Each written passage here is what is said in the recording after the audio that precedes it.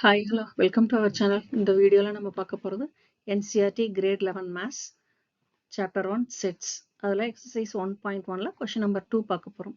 Last videoல question number 1 ஃபுல்லா பார்த்துட்டோம். So இந்த வீடியோல question number 2 பார்க்கலாம்.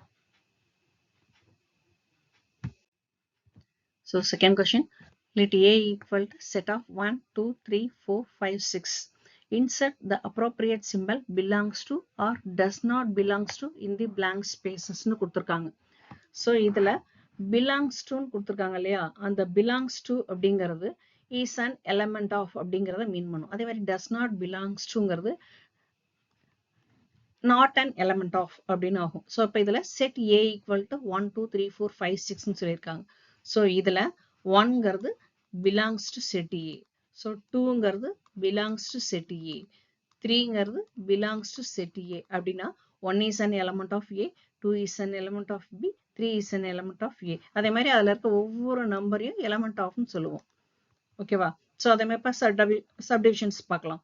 First subdivision 5 dash A. 5ங்கிறது அந்த செட்டில் இருக்கான்னு பார்க்குறோம். ஸோ 5ங்கிறது அந்த செட்டில் இருக்கு. So 5 belongs to A.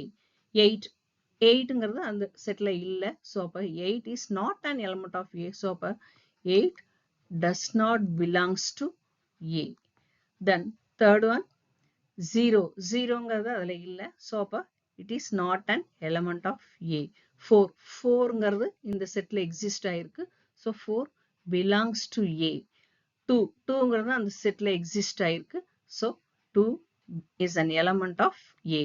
10ங்கிறது அந்த செட்டில் இல்லை. So 10 does not belongs to A. Thank you.